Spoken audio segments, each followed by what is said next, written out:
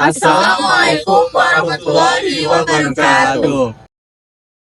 Halo teman-teman, perkenalkan kami dari kelompok 2 dengan mata kuliah tindak pidana khusus.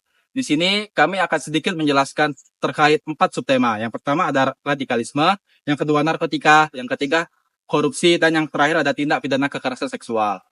Sebelumnya kami akan memperkenalkan diri terlebih dahulu. Di sini saya sendiri Khairul Faransyah dengan NIM B1A123345. Saya Lili Endasari dengan NIM B1A1233080. Dan saya Esther Juliana Limbong dengan NIM B1A12336. Saya Irsad dengan NIM B1A12333. Saya Anyelir Laititia dengan NIM B1A1233385. Saya Aldi Fariansyah dengan NIM B1A1233359. Langsung saja ke videonya. Halo, perkenalkan nama saya Khairul Faransyah dengan NIM B1A1233345. Di sini saya akan menjelaskan subtema. Yang pertama ada narkotika dan yang kedua ada korupsi. Langsung saja ke pembahasannya.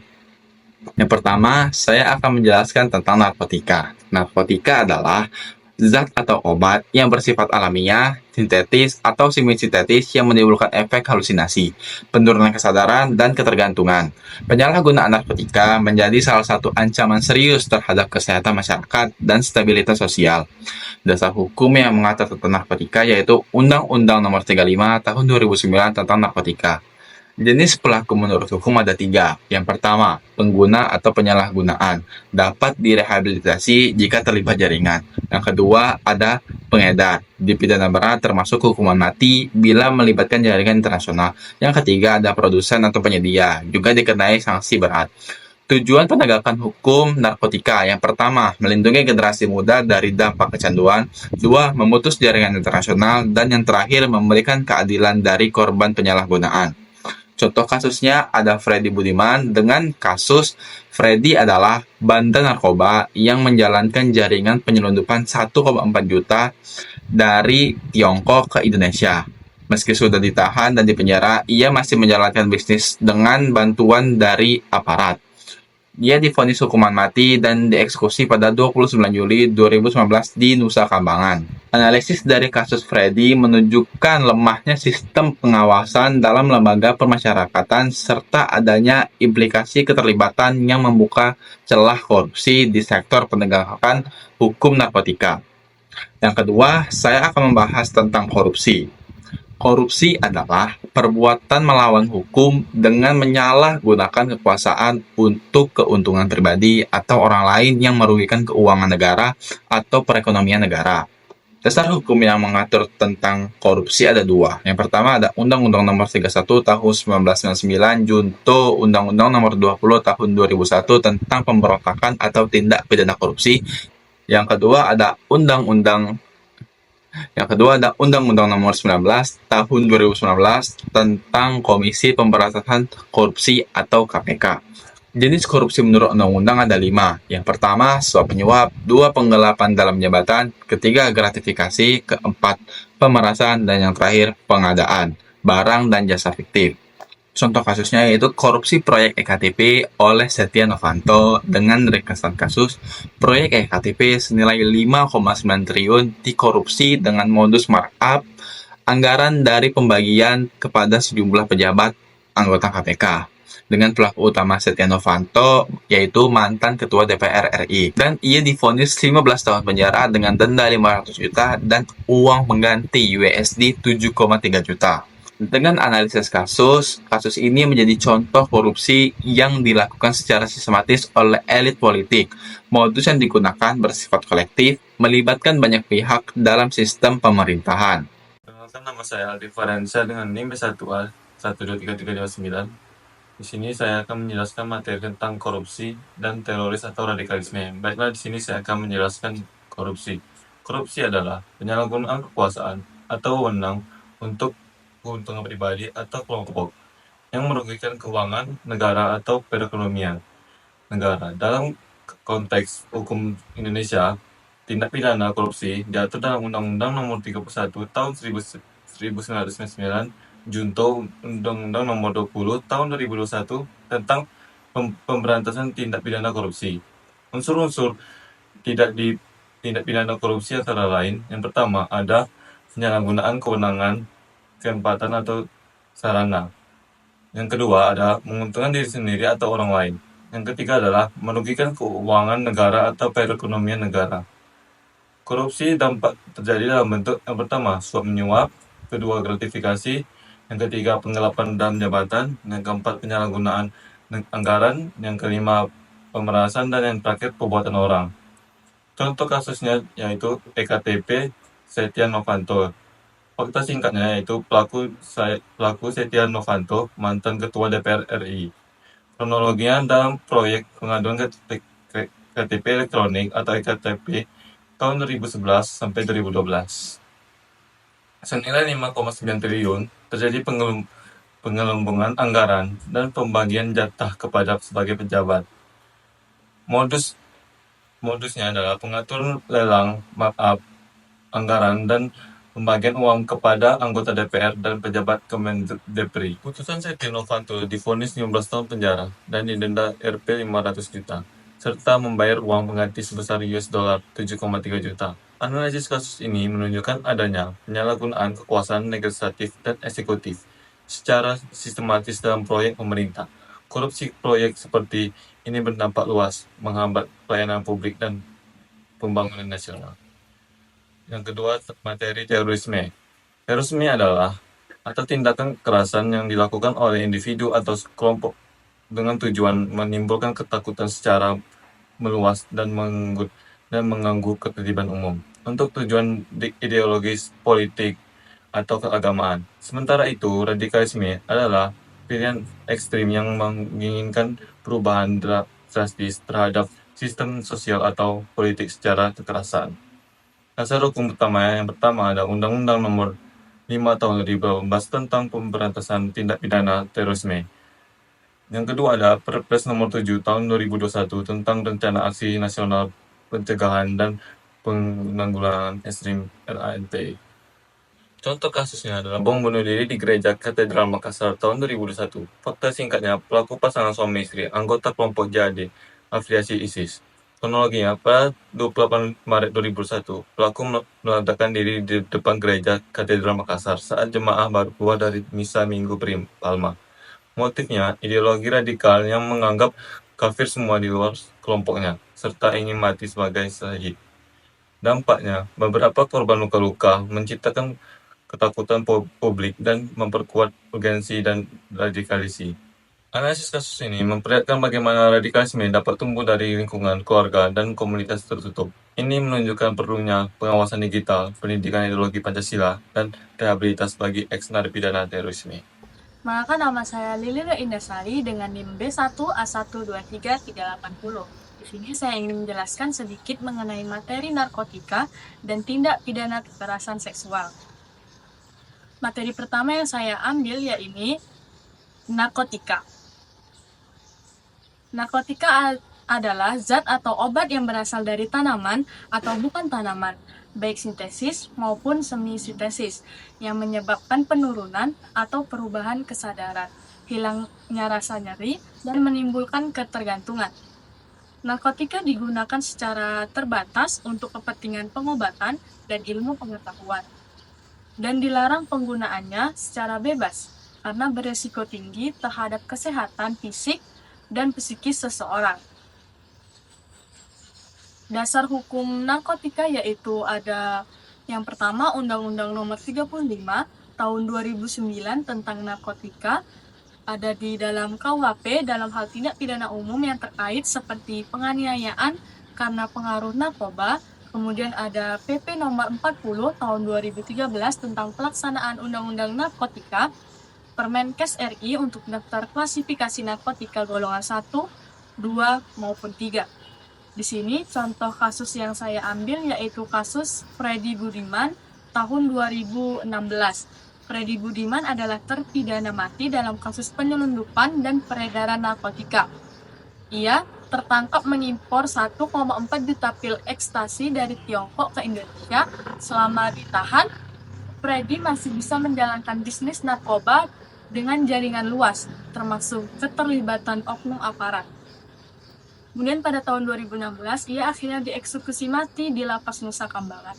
Kasus ini menjadi perhatian publik karena menunjukkan betapa kuatnya jaringan narkoba yang bisa menembus sistem hukum di Indonesia ini. Kemudian, materi yang kedua yaitu tindak pidana kekerasan seksual. Di sini saya akan menjelaskan kekerasan seksual. Kekerasan seksual adalah setiap perbuatan merendahkan, menghina, menyerang, atau tindakan lain terhadap tubuh, hasrat seksual, dan atau fungsi reproduksi seseorang, baik secara fisik maupun non-fisik, dengan paksaan atau tanpa persetujuan korban. Kekerasan seksual mencakup pelecehan seksual, pemerkosaan, eksploitasi seksual, pemaksaan kontrasepsi, hingga perbudakan seksual. Dasar hukumnya yaitu ada pada yang pertama Undang-Undang Nomor 12 Tahun 2022 tentang Tindak Pidana Kekerasan Seksual atau Undang-Undang TPKS, kedua dalam KUHP pasal 285 sampai 290 tentang pemerkosaan dan perbuatan cabul, kemudian Undang-Undang Perlindungan Anak Nomor 35 Tahun 2014, Undang-Undang Penghapusan Kekerasan dalam Rumah Tangga atau KDRT Nomor 23 Tahun 2004. Contoh kasus yang saya ambil di sini yaitu kasus Heri Wirawan pada tahun 2021. Heri Wirawan adalah guru sekaligus pengelola pesantren di Bandung yang memperkosa 13 santri di bawah umur. Ia melakukan kejahatan seksual sejak 2016 dan menyebabkan beberapa korban hamil dan melahirkan. Kasus ini sangat menggambarkan Indonesia karena pelaku adalah tokoh pendidikan dan menggunakan kekuasaannya untuk mengintimidasi korban. Kemudian Pengadilan Negeri Bandung menjatuhkan hukuman mati dan kebiri kimia serta penyitaan aset untuk kompensasi korban. Putusan ini memperlihatkan penggunaan Undang-Undang TPKS dan hukuman tambahan atau pidana tambahan sebagai bentuk perlindungan terhadap korban dan efek jera bagi pelaku. Terakhir, upaya pemerintahan terhadap kedua jenis tindak pidana ini dilakukan secara terbaru dan menyeluruh dengan pendekatan hukum, pendidikan, perlindungan korban, dan kerjasama antar lembaga. Tantangan masih besar, tapi peraturan yang makin kuat seperti Undang-Undang TPKS dan peran aktif BNN menunjukkan komitmen negara untuk menanggulangi kejahatan ini secara lebih serius. Terima kasih. Perkenalkan, nama saya Irsad dengan NIM B1A123383. Di sini saya akan sedikit menjelaskan materi tentang narkotika dan TPKS.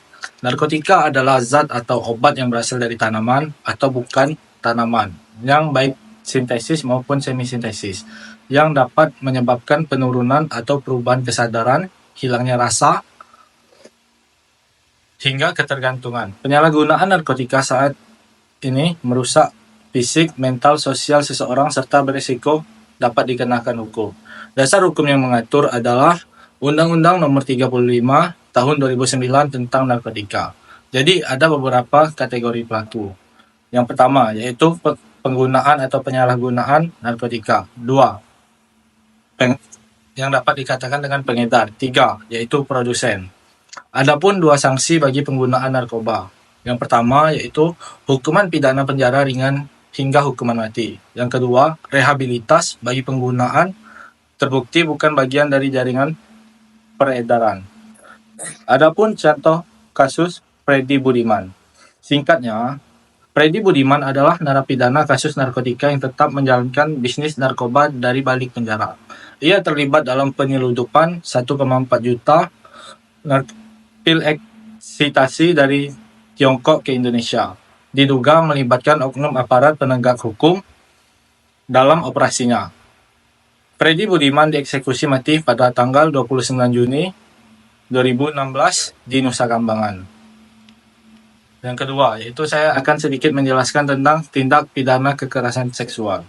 Tindak pidana kekerasan seksual atau TPKS adalah segala bentuk kekerasan berbasis gender yang mengakibatkan penderitaan fisik, seksual, psikologis, atau penderitaan lain pada korban. Dasar hukum yang mengaturnya adalah Undang-Undang Nomor 12 Tahun 2022 tentang tindak pidana kekerasan seksual. Ada beberapa jenis kekerasan seksual menurut Undang-Undang TPKS. Yang pertama yaitu ada pemerkosaan, kedua, pelecehan seksual, 3, eksploitasi seksual, keempat, perbudakan seksual, kelima, kekerasan seksual berbasis elektronik, keenam, pemaksaan kontrasepsi dan pemaksaan absorpsi, ketujuh, perdagangan orang untuk tujuan seksual. Di sini saya memberikan contoh kasus Heri Wirawan, yaitu guru pemerkosa santriwati di Bandung. Fakta singkatnya, Heri adalah seorang guru sekaligus pengasuh di pesantren di Bandung. Ia melakukan pemerkosaan terhadap 13 santriwati hingga menyebabkan 9 korban hamil. Tindakannya dilakukan secara berulang sejak tahun 2016 hingga 2021. Hukuman yang diberikan kepada Heri adalah hukuman mati oleh Mahkamah Agung dan diminta membayar restitusi ratusan juta rupiah. Saya Anyelir Laititia ingin membahas sedikit mengenai tindak pidana khusus, yaitu tindak pidana korupsi dan tindak pidana radikalisme. Korupsi sendiri adalah tindakan penyalahgunaan kekuasaan atau jabatan untuk keuntungan pribadi atau kelompok yang merugikan keuangan atau perekonomian negara. Bentuknya meliputi penyuapan, penggelapan, gratifikasi, konflik kepentingan, dan penyalahgunaan wewenang. Korupsi sangat merusak tatanan pemerintahan dan merugikan rakyat serta menghambat pembangunan nasional. Dasar hukumnya yaitu ada Undang-Undang Nomor 31 Tahun 1999 tentang Pemberantasan Tindak Pidana Korupsi sebagaimana telah diubah dengan Undang-Undang Nomor 20 Tahun 2001. Kemudian ada KUHP di mana pasal-pasal tentang kejahatan jabatan dan penyalahgunaan wewenang serta Peraturan Komisi Pemberantasan Korupsi atau KPK. Dan juga Konvensi PBB yang menentang korupsi, di mana diratifikasi melalui Undang-Undang Nomor 7 Tahun 2006. Contoh kasusnya ada kasus korupsi EKTP Setia Novanto pada 2017, di mana Setia Novanto, yaitu mantan Ketua DPR RI, terbukti terlibat dalam skandal korupsi proyek pengadaan KTP elektronik atau EKTP senilai 5,9 triliun. Ia menerima aliran dana sebesar 58 miliar dari proyek tersebut. Kasus ini menjadi sorotan nasional karena melibatkan pejabat tinggi negara dan menunjukkan praktik korupsi berjamaah di birokrasi. Akhirnya Setia Novanto dijatuhi hukuman selama 15 tahun penjara dan denda serta pembayaran uang pengganti. Yang kedua ada tindak pidana radikalisme, di mana radikalisme ini adalah paham atau ideologi yang menginginkan perubahan sosial politik secara drastis dan fundamental dengan cara ekstrim, termasuk kekerasan atau pemaksaan kehendak. Dalam konteks Indonesia, radikalisme sering dikaitkan dengan kelompok yang ingin mengganti ideologi Pancasila atau mendirikan sistem negara yang bertentangan dengan konstitusi. Radikalisme ini bisa menjadi pintu masuk untuk menuju terorisme. Nah, dasar hukumnya ada Undang-Undang Nomor 5 Tahun 2018 tentang Pemberantasan Tindak Pidana Terorisme, yaitu penguatan dari Undang-Undang Nomor 15 Tahun 2003. Kemudian ada Undang-Undang Nomor 17 Tahun 2013 tentang Organisasi Kemasyarakatan atau Ormas. Kemudian Peraturan Pemerintah Nomor 77 Tahun 2019 tentang Pencegahan Tindak Pidana Terorisme. Dan juga ada Instruksi Presiden Nomor 7 Tahun 2001 tentang Rencana Aksi Nasional Pencegahan Ekstremisme Berbasis Kekerasan. Nah, contoh kasusnya yaitu ada kasus penusukan terhadap Menko Polhukam Wiranto tahun 2019. Nah, pada Oktober tahun 2019, Menko Polhukam kita Wiranto ditusuk oleh pelaku yang terpapar radikalisme dan merupakan anggota jaringan JAD, yaitu Jamaah Ansarud Daulah yang berafiliasi dengan ISIS, di mana aksi tersebut terjadi di Padelangan, Banten, dan menjadi bukti nyata bahwa paham radikal ini bisa menyasar siapa saja termasuk pejabat negara. Nah, selanjutnya pelaku ditangkap dan dihukum berdasarkan Undang-Undang Terorisme. Kasus ini mendorong penguatan program deradikalisasi dan pengawasan terhadap ex-narapidana terorisme.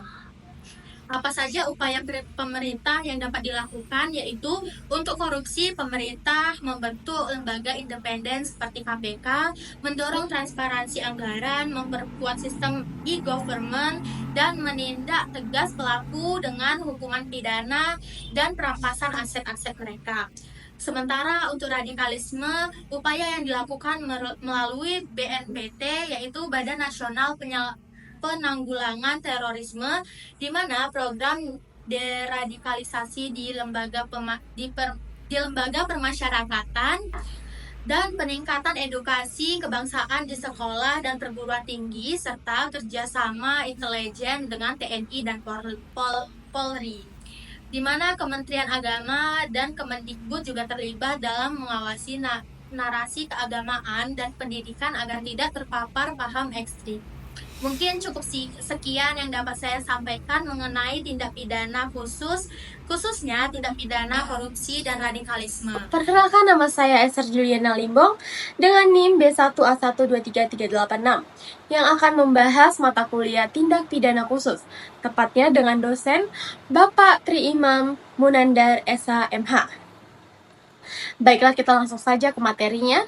Sebagai pengantar, tindak pidana khusus adalah kejahatan yang memerlukan penanganan dan juga pengaturan secara khusus karena dampaknya yang sangat merugikan masyarakat dan juga negara.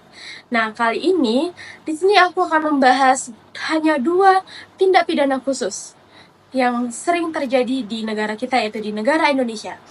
Yang pertama ada tindak pidana korupsi dan juga kekerasan seksual. Lalu akan kita bahas yang pertama, tindak pidana korupsi. Definisi tindak pidana korupsi ini seperti apa sih? Jadi, tindak pidana korupsi adalah penyalahgunaan kekuasaan atau jabatan untuk keuntungan pribadi atau kelompok yang merugikan keuangan atau perekonomian negara. Nah, di Indonesia, korupsi ini dikategorikan sebagai kejahatan yang luar biasa. Kejahatan luar biasa tepatnya karena sifatnya yang meluas, sistematis, dan juga berdampak luas pada kehidupan sosial kita, kehidupan ekonomi kita, dan juga kehidupan politik kita. Lalu apa sih, adakah dasar hukum dari tindak pidana korupsi ini? Jadi dasar hukumnya adalah Undang-Undang Nomor 31 tahun 1999 juga untuk Undang-Undang Nomor 20 tahun 2001 tentang pemberantasan tindak pidana korupsi. Dan juga ada Undang-Undang Nomor 30 tahun 2002 tentang Komisi Pemberantasan Korupsi atau bisa kita singkat KPK. Nah, bentuk-bentuknya seperti apa sih? Jadi bentuknya ada penyuapan, penggelapan dalam jabatan, gratifikasi, pemerasan, konflik kepentingan dalam pengadaan.